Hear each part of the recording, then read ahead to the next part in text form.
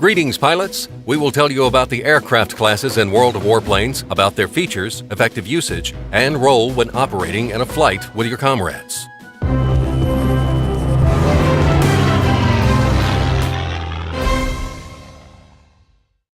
Currently, you can choose from 4 aircraft types in World of Warplanes. They are attack aircraft, and light and heavy, and carrier-based fighters. Let's take a look at each of these types. Light fighters. These planes are made for gaining air superiority. Their goal is to destroy enemy aircraft. They can easily destroy carrier-based fighters and aircraft of their own class, but they struggle to deal with heavy fighters and attack aircraft due to a lack of firepower. However, light fighters are superior in mobility and maneuverability, and this is usually one of the decisive parameters in a dogfight.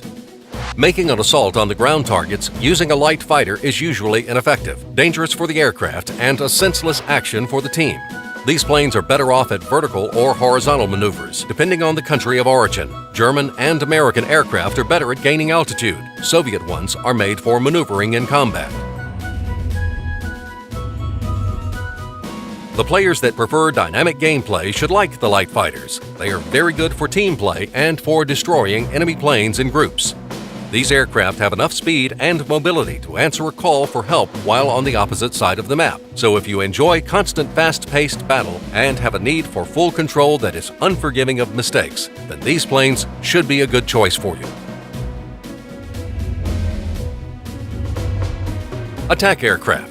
Their parameters are directly opposite to those of light fighters. These are heavily armored planes with the highest durability and firepower of all types. However, their low speed and maneuverability makes it harder to utilize these features in air combat. The main goal of attack aircraft is the destruction of ground targets. They are best at surviving sustained AA gunfire. An ordinary fighter will take a long time and will lose at least half of its hit points when trying to destroy an AA gun. The attack aircraft will do this in a matter of seconds, receiving next to no damage. They are better suited for low-altitude flights than others. Whilst flying like this, the planes get a bonus to their camouflage, and their vulnerable belly gets covered. This is a needed advantage because attack aircraft are not a good class for dogfighting with other classes due to their lack of mobility.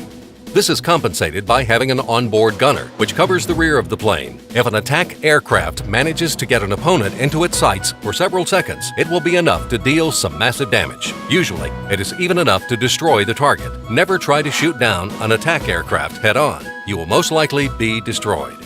Even ramming is not an option, as it is quite possible that the attack aircraft will survive and you will not, thanks to its high durability. So in the right hands, the attack aircraft can pack a surprise, even in air-to-air combat.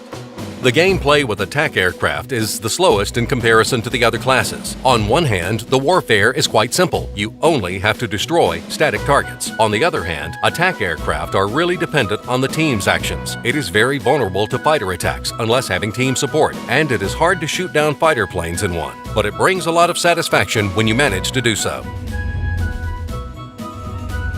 Heavy fighters. If we compare them to the light ones, we will see that these planes have more durability, firepower, and they can carry bombs or rockets. The speed is also higher, but at the cost of maneuverability. Their mission is interception. Thanks to a lot of available afterburner time, heavy fighters gain altitude easily. They destroy their opponent in a fast, powerful burst when diving from high above. They climb back up or escape to the side afterwards. These planes are not made for mobile combat. Heavy fighters are vulnerable to highly mobile, lighter ones, although some have a gunner on board who is capable of dealing high damage and even successfully shooting down an enemy plane.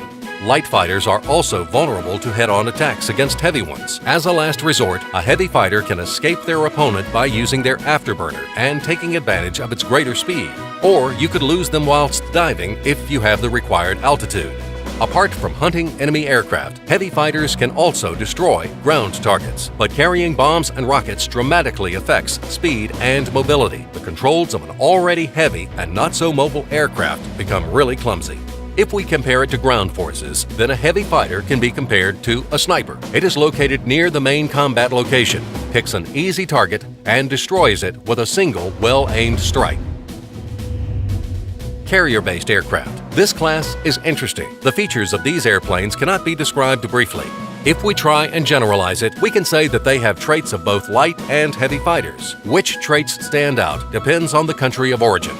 American carrier-based aircraft are closer to heavy fighters. They are heavily armed, have high durability, a long afterburner time. They gain altitude easily and can lose an opponent during a dive. Japanese planes are more like light fighters. Their lack of durability is compensated by high maneuverability. They are unmatched in this field. The main advantage of carrier-based aircraft is that they offer several combat styles for you to choose from. You can install bombs and rockets onto your plane and try to attack an aircraft playstyle. Or you can play as a pure-blooded light fighter by choosing not to.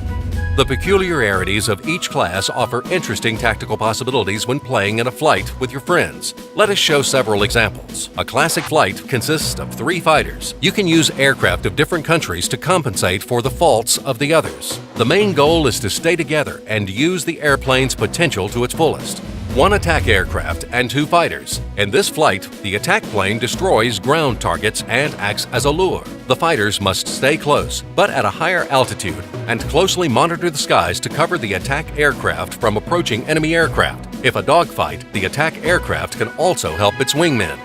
A flight of 1 heavy fighter and 2 Japanese carrier-based fighters. In this combination, the heavy fighter plays the role of bait and the main damage dealer at the same time. The Japanese can provide solid cover thanks to their high maneuverability. So while the carrier-based fighters distract the enemy, the heavy fighter can climb up safely, gaining the altitude necessary for a comfortable dive attack.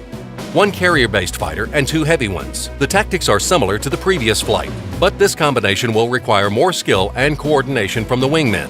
The carrier-based fighter will need to act as bait, actively engaging in mobile combat, whilst not allowing the opponents to escape the battle. The heavy fighters will attack in passages, knocking out the enemies one by one.